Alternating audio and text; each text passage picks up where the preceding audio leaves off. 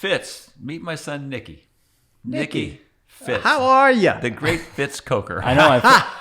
I've heard so much about you over the years, and especially through Doug Kilpatrick. So it's all about love, and that's the long and short of it. And anyway, well, he sure loves you. He's always spoken as you being a second father to him. Yeah, teaching you. He's a good guy. Teaching him about life. And he's always said what a gentleman you are and how curious on a daily basis you are, even at the age of 86. He says you go out, you look at birds, you look at trees. It's not all about the fish. Yeah. Well, in some cases, you have to look at the birds because there ain't no fish. It's a distraction. It's like me smoking cigars. But you have to take those circumstances as being, okay, this is where we are now. Right. And we can hope for better, but it's not going to happen unless we take care of our conservation needs. Right. But you're talking about that's where we are now. Yeah. Tell me about you, Fitz. You're 86. You've been battling prostate cancer for the last 4 years. What kind of struggles are you having at this point?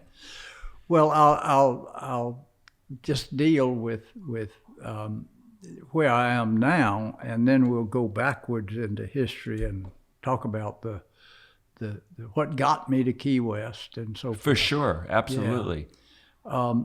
Well, prostate cancer is very, very frequent in the U.S. And if you get it early, it's treatable.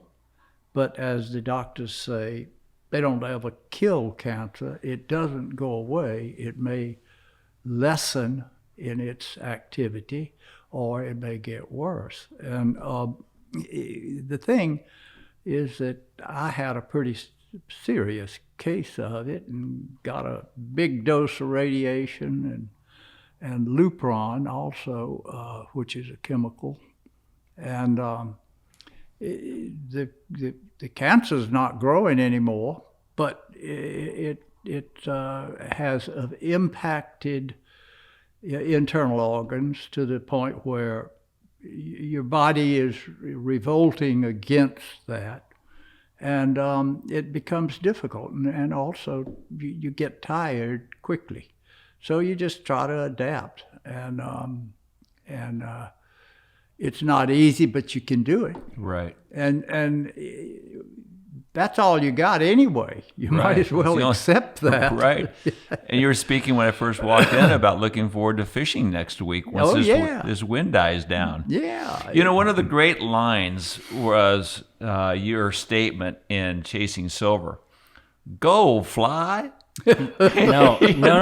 Fitz is casting. He's going, come on, fly. Come on, fly. Trying to get that damn thing out there to the fish. Yeah, you got to talk to it. Anyway, I do love all aspects of it, really. Well, what's your favorite? Take us back to the early years. When did you first arrive in Key West, and when did you first find Tarpon? Okay, well, there's a story that goes ahead of that, which I can cover very briefly. But I ran the international operations for a large packaging paper company, and I was traveling in excess of 200,000 miles a year, and it was pretty tough. I was all over the world, and that's tiring.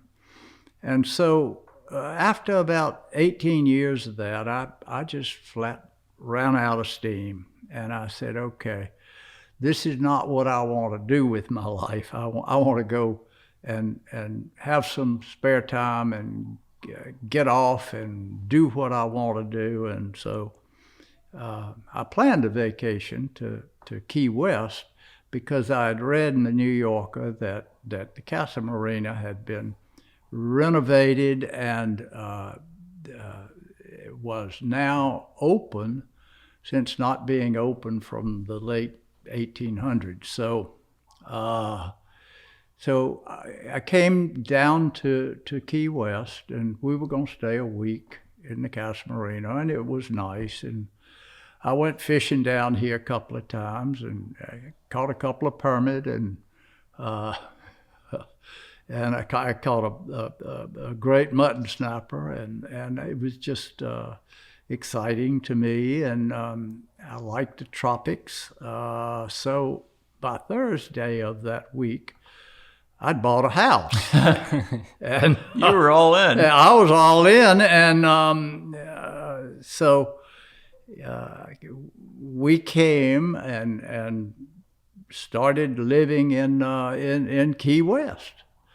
And I resigned from my position, and there was no animosity because it was coming. And so I had an early introduction in Key West to fishing, and I just took to it very liberally, and I liked it. And so it was not until a little later when the Tarpon season opened. My first house was in March, a little early. So anyway, during that first season, it just was a revelation to me. And I was already a fly fisherman, but not very well developed. So I jumped in with both feet, and I just had a great time getting oriented to the tropics and learning about the fish, and that was new to me also. I'm from South Carolina, and while we have good fishing, it's entirely different from this. So that's when the starting was, and who was the first guide you fished with? Let me see. It wasn't Jose. It wasn't Marshall Cutchin. I guess it was Ruoff, but I had to travel down to Alamorada to fish with Rick. But Rick and I became friends, and so saw a lot of Rick. And then I can't remember the Grisham. I fished with Grisham. And I fished with Tom. What's Tom? Rowland. Tom Rowland. I fished with Tom Rowland, yes, but Tom, oh gosh, can't remember Tom's last name. But Tom Rowland, yes, fished with him. Marshall Cutchin. Mm-hmm. And well, tell us about Jose. You know, yeah. Jose was a bigger than life character. Had the TV show, and a lot of people know of Jose because of his TV show. Yeah. You had a great relationship with him. I did, and Jose was a hoot. He was truly fun to fish with, and he was intense, and he demanded that you be intense also, and that worked. But he just encouraged anglers to jump in with both feet and to understand the quarry and to try to catch them, which he loved. And so he was emotionally active. You might say. Yeah. Can you articulate about that a little bit more? He was a little bit uncontrollable, I might say. And in what way? Give us an example. Women. Okay. He loved women, and he could not get enough of them. And I don't want to talk about that too much because some of his family are living, I think. Okay. Chrissy she's awesome. She's awesome, yes, but her husband died. Oh, I didn't know that. Yeah, he drowned. Oh, my Lord. He had some sort of epileptic fit. Diving. Diving, and didn't make it. Oh my gosh, I have to call her. Yeah. It's terrible. Anyway, Jose was not terribly attentive to the small matters that most guides are attentive to. Kind of like gas in the boat? Well, yes, you'd be somewhere like way away from anywhere and find that you were out of gas. That happened on the way to the Everglades, and there was nobody on the water, and so Jose and I tied a yellow shirt he was wearing to the end of the push pole. And we waved that for several hours, and finally somebody saw us and took us to Flamingo. But Hose, generally speaking, was very good at what he did, and he got himself out of most of these difficulties pretty readily.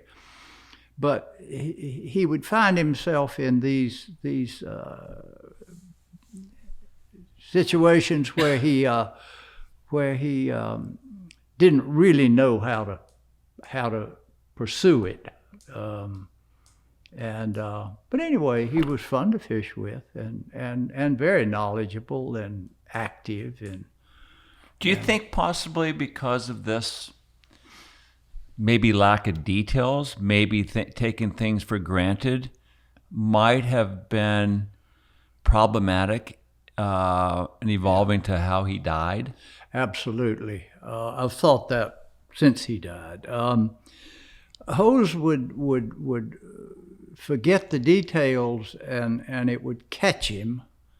And most of the time he could detour around and get by, but he had this inclination to repeat this, and I think it caught up with him. Maybe. Yeah, I think it caught up with him, and everybody recognizes that you don't take off in an airplane downwind, but he did, and that's what got him.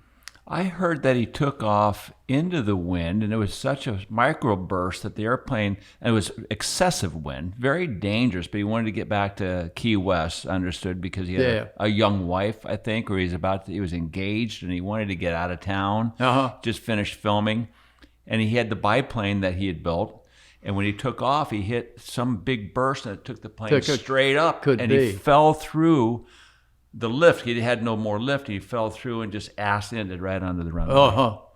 I don't know. Something like that. But it was very iffy. The conditions were very poor.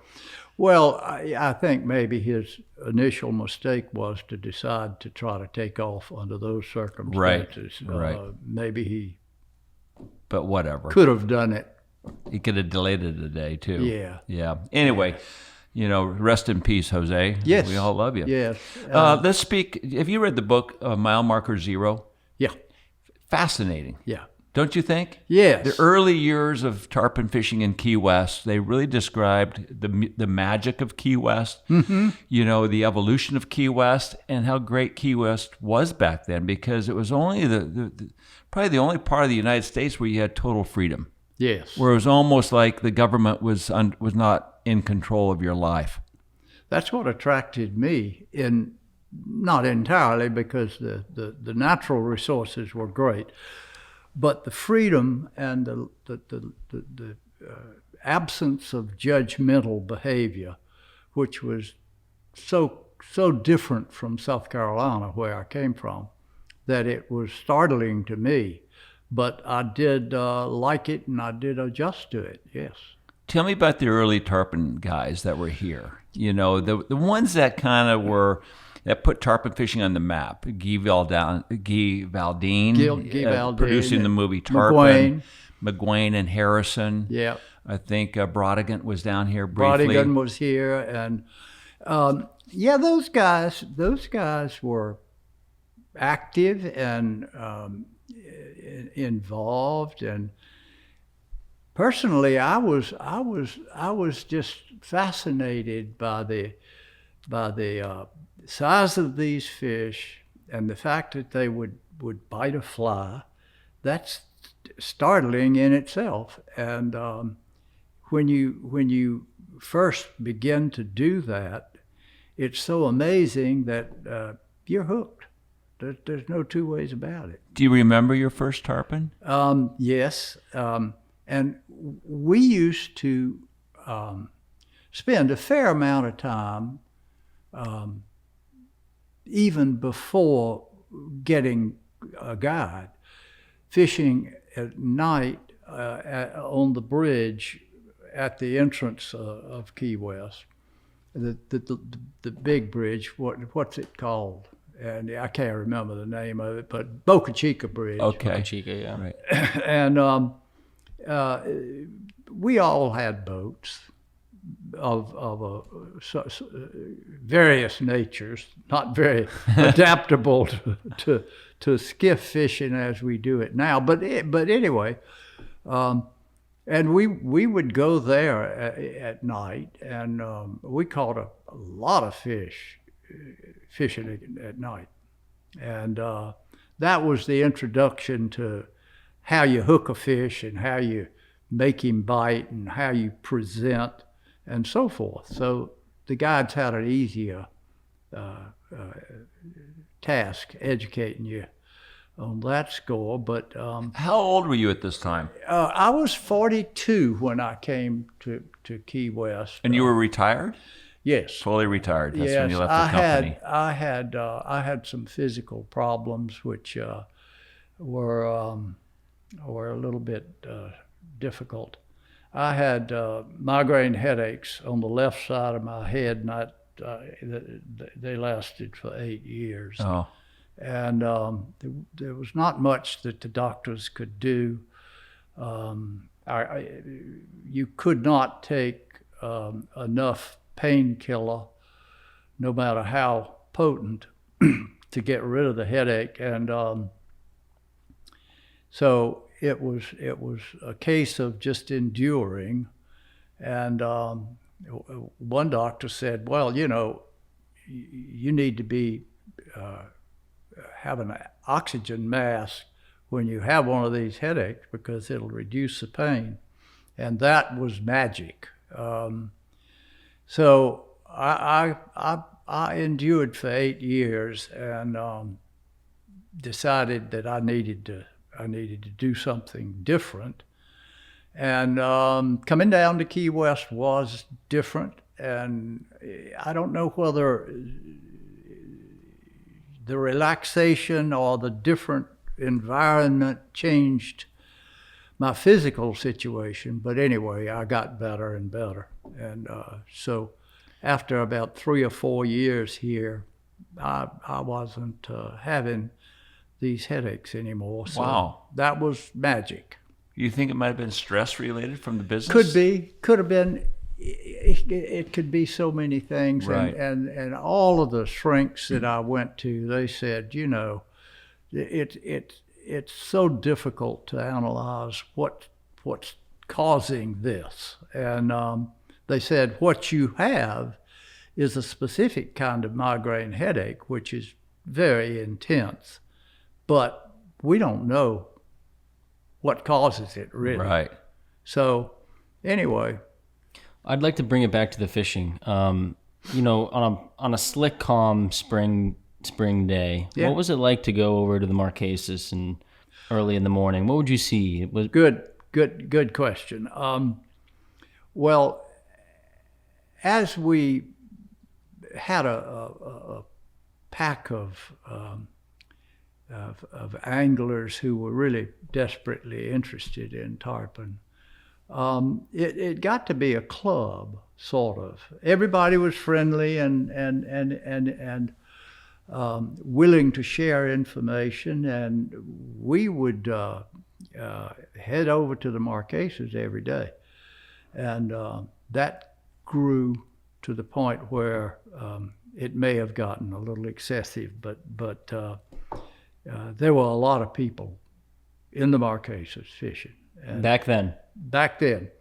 And as I say, it was the place to fish. And you could learn the Marquesas in a short period of time, whereas you can't learn the backcountry anywhere near that quickly. So that's where guides and anglers went, and everybody was catching fish, and everybody was happy about it, and it was just a great joy to be in among that group of anglers without anger and without any second guessing. Right. I was going to ask about, like, did guys get a little aggressive, and was there any animosity between guides? Because there were so many anglers and guides going over to the Marquesas fishing kind of remotely in the same area. But you were talking a little bit earlier how it was this environment where everyone cheered everyone on, and it was a lot different from today.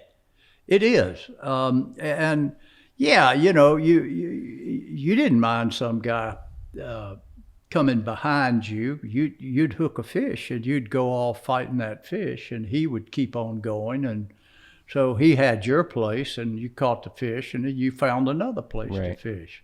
But there were a lot of fish, and the number of fish that you fished to was pretty amazing. And gosh, you could catch a lot of fish. But in those days, we fished 15-pound Andy, and that was it. For your class? Yep. And so you broke off a hell of a lot of fish. So you didn't have a shock tippet on that? You had a shock. Oh, you did? Okay. Yeah, you had a shock, but it was 15-pound Andy. And I don't know, that was just sort of the standard, yeah. Standard, and you know, we didn't change that. Was there a big boat race to get over there in the morning? Were people starting to leave earlier and earlier to be the first boat over there? There was some of that going on, sure. Right. Yeah. Because I know when I was fishing with Bobby Paulson briefly, we'd leave like at 4:30 in the morning. Yeah. Willie Benson was leaving at 4. It was a big boat race to get over there to get your spot. That's right. And that's still the case. There's, as you know, the liveaboards, and they're over there, and we have a group from Montana. There's 4 guys on a liveaboard, and not many people go over there because that is, you know, all of that early morning fishing is over. You can't beat them. Yeah, the fish have gotten beaten, and those guys they hooked a lot of fish. They're not great anglers, but under those circumstances where it's dark, you know, you catch fish. Right. Yeah. Well, you've always been a fly designer and a tweaker of hooks and flies, but the most famous fly, I think, is a smoker coker. Yeah. Or coker smoker. Coker smoker, and that derived from seeing the fish under the bridge at Boca Chica. They would get intensely involved in shrimp, and the shrimp, not always, but would come down tide. And the tarpon were there, and there was a lot going on with shrimp. So that was an effort on my part to imitate the shrimp. And it was good. It was successful. And actually, I think almost any fly would interest them. But anyway, so that it turned out was a receptive fly, even not at night, even in the backcountry during the day. So that was one thing.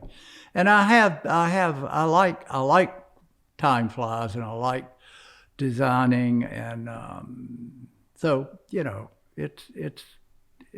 I find it fun. Do you still tie flies, and are you still trying to innovate different fly designs? Yeah, I got a new fly that I really like. I'll show you some of them. That it's bird fur, and I don't know. Are you familiar with bird fur? I'm No. not. I don't think so. Well, bird fur is it's made by the companies that produce standard necks and hackles, but it's a different kind of chicken, and I'll show you some. It's very, very limber and Breathable. and it ties a fly that's just very, very attractive to fish. And so I learned, I don't know, 5 or 6 or 8 years ago, something, that some of the fish, especially fish in channels, like long, skinny flies. And so we started fishing with flies that were 4 or 5 inches long. And I think that's an exaggeration, but longer flies that are skinny seem to be productive.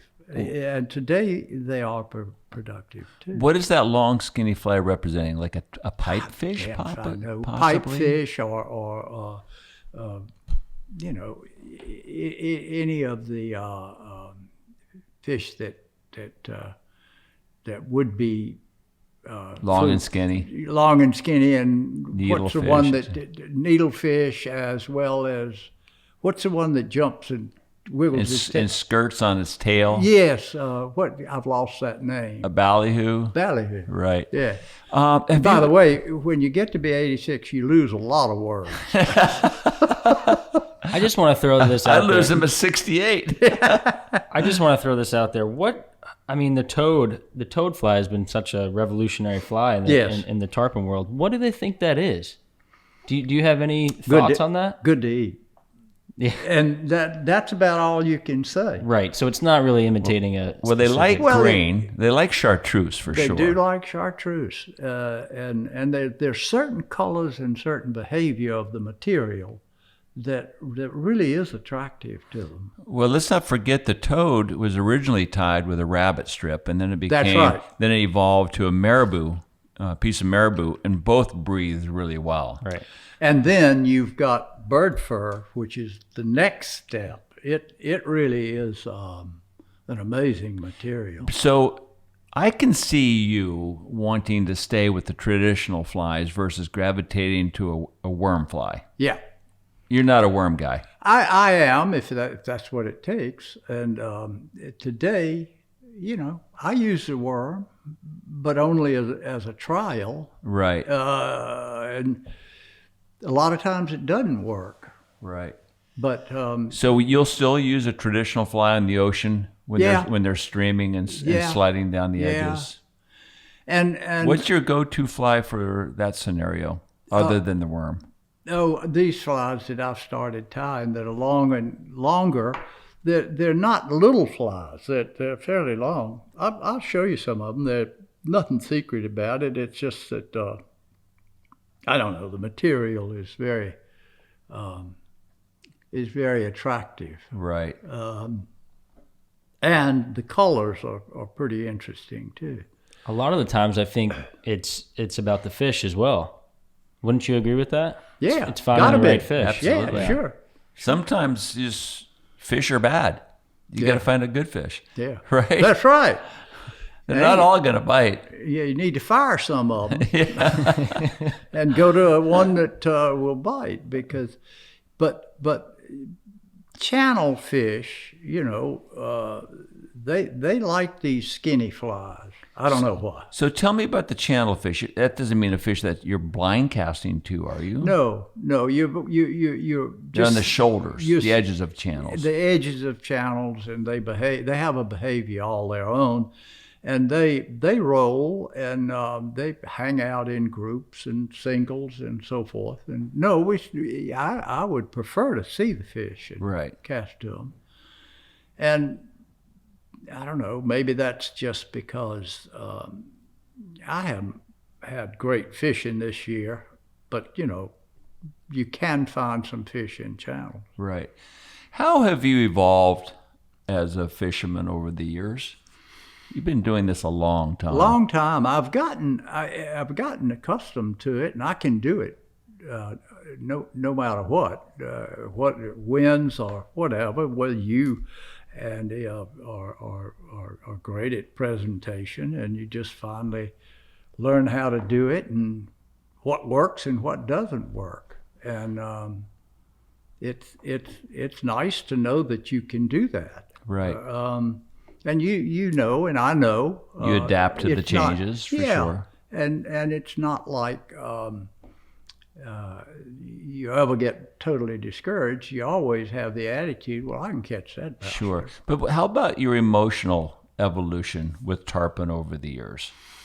I know how I've evolved, and I have evolved. I have changed. How have you changed? Well, I believe that I'm very interested in the tarpon as an animal.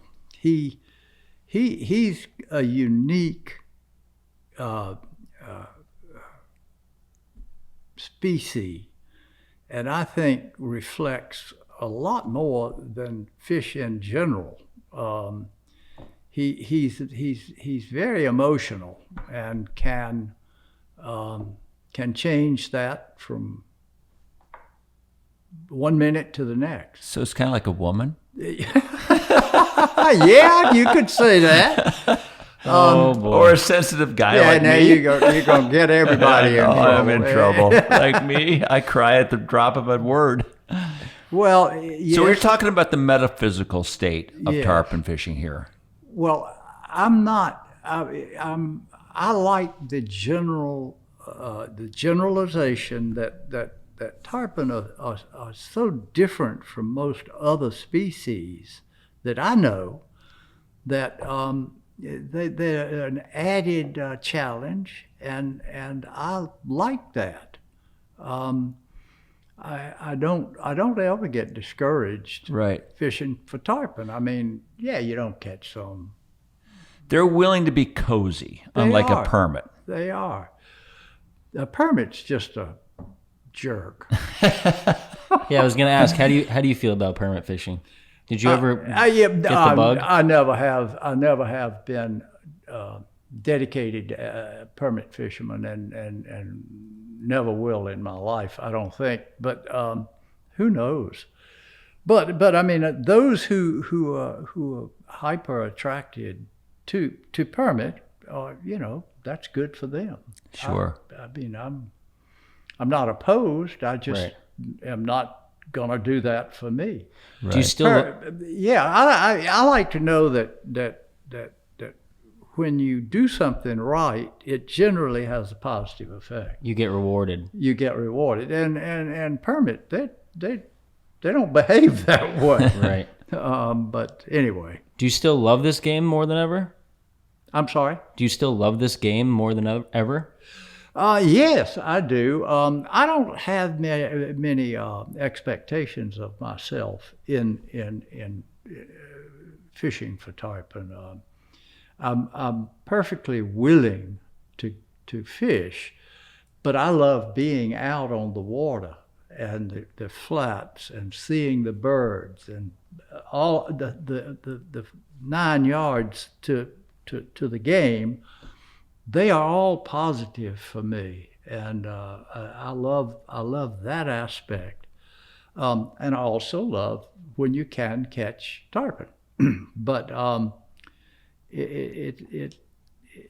I don't think I have great expectations of being able to set the world on fire catching tarpon. It's not going to happen. So you have not gotten discouraged or frustrated over the years as you watch the fishery decline a little bit? Well, that bothers me, but I think I understand that you screw up the fishery, and that's the price you pay. And we don't really have many organizations that genuinely approach and add to the tarpon lifestyle. We just don't. There's not. The Lower Keys Guides Association is, in my book, the one unique organization that really does try to improve the tarpon's habitat and his behavior. But there are not many other organizations that do. How about BTT? I was going to say. I think BTT is stationed up in I don't know where Ocean Reef Miami, is where it was Ocean founded. Reef. Yeah. They have an Ocean Reef mentality, Which is? that they like the attitude that they are pro tarpon, but they don't do anything about it. But Except don't you think that they have done a lot of research with tagging and try to influence around the world with Yes. the 6 state parks in the They- Bahamas, They have Belize and Cuba? They have done a lot. They have done the scientific aspects, but You're talking about habitat. habitat. But they have done so with the organization by donating money to the technical organization that does this, whether it's the University of Miami or what's the other one that's in the Keys. Well, Captains for Clean Water has done a lot too, I think, for the environment, for the fresh Yes, water. And Captains for Clean Water, yes. Yep. Well, we just have to hope for the best and keep believing and keep supporting these foundations wherever we can, as you have. You know, and a key issue here, too, is the fight against the cruise ships in Key West, trying to downsize all that. Right. We need to win that one.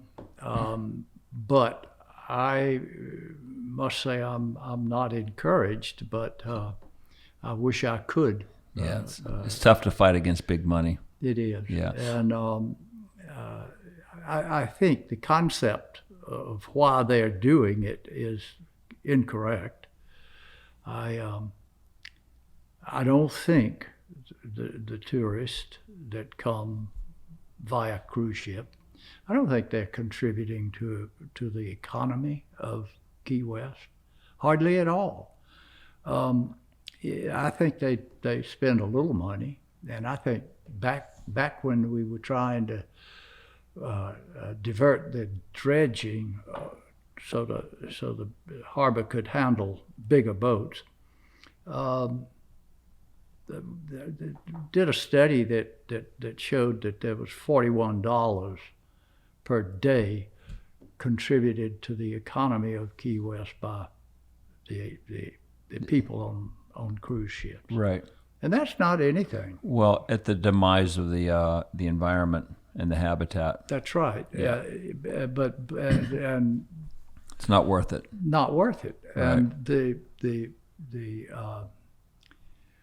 the cruise ships really only benefit the investors in the cruise operation. Right. It's big money. Yeah. And it is big money. And but that, you have a vote by the population, residents of Key West, that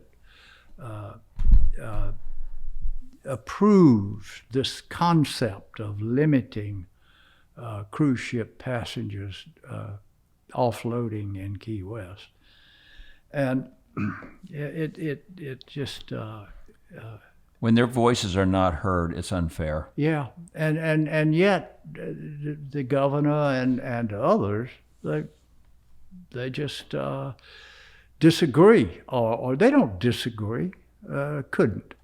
What it amounts to is that they want to make that go away and get their side of the argument presented and acted on in legislation. And that's sad. And that's very, very sad. But you cannot oppose the political inclination in that effect. It's just not. The Republicans are going to get it done, I think. I really do. I don't think DeSantis, our governor, is going to be able to resist. Right. I mean, the Walsh family gave him 1.4 million to support his campaign. Million. Yeah. Oh, there you go. Yeah. You know, we've made a point here in that we need to fight for our resources. We need to fight for our fish. And let's not forget that fishermen bring $450 million, the fly fishermen, to Monroe County every year. Yes. So stick with the fishermen, stick with conservation. Yes. Well, let's go back to your fishing life. And how much did Dottie... Let me say one thing, Okay. and before we leave this, the jet ski rental activity can't be a money-making job. It does give a job to the guy who leads the jet skis. He has a job, and it's probably almost able to support him, but not by any stretch. I mean, he's under duress, and so yes, that's a positive, but it's not where the money from the to boost the economy comes from. It's causing a lot of noise and it's causing a lot of concern, but it doesn't make many jobs available. Right. And the destruction to where the fish swim because of them. That's right. Off water, we can no longer have access to them. And it's a demise to all the fly fishermen that are downhill, bringing a lot of money. Let's not forget exactly how much money have you spent. I know personally, and I don't want people to take this wrongly, but I've spent well over $1 million as a fly fisherman coming down and giving that money to hotels and guides and supporting the industry. And I'm only one of thousands and thousands and thousands. Absolutely. And so if we mistreat the environment with a noise obstacle, I think that's important to these fish that are migrating, that have passed by Key West. In shallow water. And they, I think, are revoking against the noise level. For sure. Are you saying that you don't like jet skis? Yep. Absolutely. No, it was a bad joke. I don't see that jet skis help in any way. I totally agree. Even small businesses. Totally agree. Well, let me go back to your wife Dottie. She's got 162, I think, world records now. Yep. 165. Who's counting? Right? Me. Yeah. Tell me how much joy you've had helping Dottie, and where did that bug with her catching records, where did that initiate? It really is a hard one for me to try to define back to the original record that Dottie got was in Australia, and we were there on a catamaran, and it was a fishing expedition, and we were catching a lot of fish unusual to us. And the captain of the boat said, you ought to catch some world record fish from Australia, because there are no world records much. And so Dottie said, well, yeah, I mean, okay. I actually encouraged her. I said, why not, Dottie? You.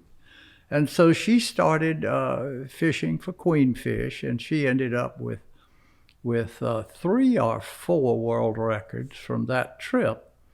And so that was really the beginning of it. And when we got back to the Keys, we just continued in a low-key fashion, and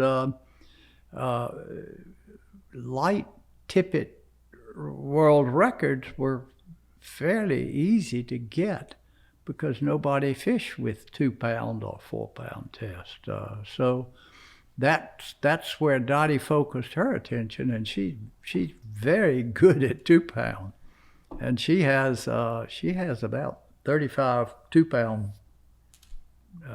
So a big focus was the lighter tippets. Yeah. Not necessarily fish that were not in the record books, but really light tippets. Light tippets, yeah. That was... Yeah. And she's... You would like to watch her catch a fish because I don't understand it either. I'd break one of the bastards off instantly. but she doesn't. She can I hear that with control it. offshore records too. A lot of women are really good Yeah. at that field Right. game. Yeah. Who tied all those tippets? God, I tied those millions of tippets, and yeah, we go through a lot of leaders in a year's time, but I've got that under control, Right. and I can do it pretty efficiently. After all these years. Yeah, and I don't over tie tippets. I tie what we need. Which is a lot. Which is a lot. You're going to break stuff. Yeah. How much have that been like new enthusiasm in your fishing life to see and help her in that record pursuit? It is another segment which I didn't have in my earlier fishing days, but I love it. It gets Dottie and I working on a project together, and that's always important. And I like to try to catch these fish, and Dottie can do it. But you've never chased records No, yourself. no, So I have no interest in records whatsoever. So that kind of brought her into the fishing game, which was Yeah. more your bag initially. Yes, and I'm not sure about how that works entirely, but it does work. Right. She likes it. And she's very good at light tippet stuff, and she's even good at some heavy duty fish too. But I mean, she caught a 118-pound bull shark on 12-pound test. Wow. I mean, things like that. That's a big fish on 12. She caught Bull sharks are mean. She caught a 75-pound lemon shark on 4. Wow. And that's impossible. That's a big fish. And what happened was that the fish was pissed that he was hooked and we were following him around because he wasn't feeling... Right, he didn't feel any resistance. He didn't feel any pressure, but he got angry, literally. And I tried to net him, and he reached up and bit the net. Are you trying to tail a 118-pound lemon No, shark? I was trying to net him because I was really scaring him with the net. I'd splash the net close I to see. him. Make him run and get tired. Make him run and get tired. I see. I splashed the net one time, and he turned around and bit the net, and he would not let it go. And so Now you were wrestling with the lemon shark. No, we just pulled him back in the boat, and the captain put a loop around his tail, and that was the end of that. That's crazy. It's crazy, but it worked. Yeah. And then we went over to Let me ask you, though, and I don't want to make this controversial, but how did that affect the world record, the 2-pound record, if by chance that helped inspire the catch with him grabbing a hold of that net? Well, there's no regulation that opposes that. Yeah. If he bites it, that he has caused you to be attached to him. Right. And so we went to a sandbar and Weighed him with two 60-pound boga grips And let him go. and let him go. How awesome is that? Yeah, Good for you. great. What other massive catch that stands out? Now, this is a 6-pound test.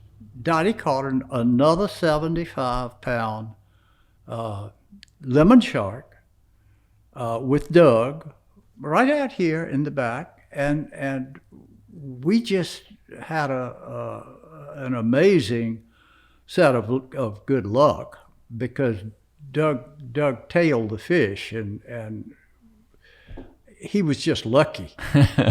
I can't imagine what kind of a rodeo that takes place after you. And so Doug said, "Okay, let's go. I'm gonna try to tail this fish," and he went at an angle, and the fish turned and came right in front of him, and he just. Boy, obviously luck plays a big role in catching these big fish on light tackle. What do you look forward to in this next chapter of fishing? Do you have any specific goals? No, I'm not goal oriented when it comes to fishing. It's fine with me to be able to spend time in this environment, and hopefully we see some fish, and hopefully we can fish for them, and I like to catch them. And I love fighting a big tarpon. That's a hoot, and I know you do too. It's just something that's fun. Yeah. And it takes a little while to learn the ins and outs of it, but you do learn them, and by God, it works. You can get them. You can get them. Yeah, absolutely. And so I wish no harm to the victims of my fishing. What's the most outlandish fishing story you have, or a story that really stands out that you'd like to tell? Well, these couple about Dottie is that fishing for records always has more surprises than fun fishing, than just fishing for fun. Right. Because I have no reason to fish with 2-pound test. Right. But you fished with Doug Kilpatrick all these years, and he's one of the funniest guys I know. I'm sure you have some. Tell us a story about the bald-headed guy smoking a cigar. Well, I don't know about that one. Well, Doug already told that on the podcast. So.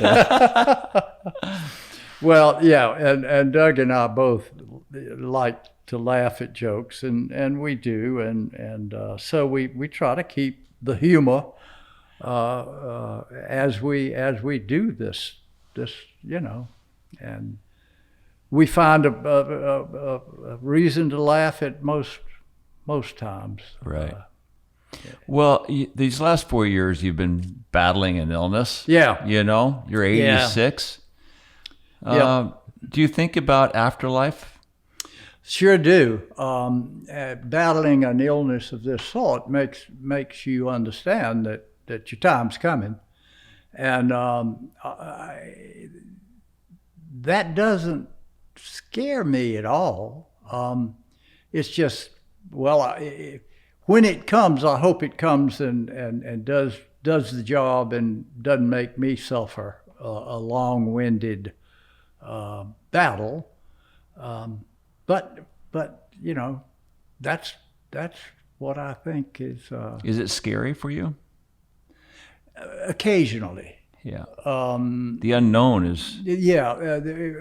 Occasionally, like, see, I'm here by myself, and Dottie went to Montana day before yesterday, and so you cannot not think of, okay, what if you went to the bathroom and you slipped on the rug and you fell and hit your head on the, what would happen? Because there's nobody here. Right. So you think about those. Yeah, really, you think very about those realistic things. And you do change your habits. Like, I won't climb a ladder anymore. I know that's a danger for me. And you just don't do foolish things. Right. You don't get up in the dark and try to bumble your way to the bathroom. You're just more conscious of everything you do. You're just more conscious that, you can hurt yourself. Sure. And so if you make you understand that and you just be cautious, you can avoid all of that. So that's what you do, and I'm not trying to sidestep anything. Right. I'm trying to catch a tarpon before I go. I mean, you know. Well, you know what the beauty of you, Fitz, is you've always had a great sense of humor, a great sense of interest, adventure. I see your property and the love of flowers and plants and birds, and the way you speak so eloquently about your love of the outdoors. Yeah. And you are just a blessing to all of us that have known you. And Well, I'm a blessing to me more than anybody else, because I just have fun living in this world, and it's good. Well, too bad this world didn't have more people like you. We so appreciate your story, Fitz. Thank you. And your friendship. Thank you. Thanks for joining us. Thank you. Thanks, Fitz. You're a good man. Well, I'm happy to be here. I really am. Thank you. It is worth it. Yes, it is. And Montana is beautiful too. Yes, you like the elk. Yeah. Have you been with Doug? I haven't been with Doug, but anytime, any place, I want to be with that guy. Yeah. He's a gem.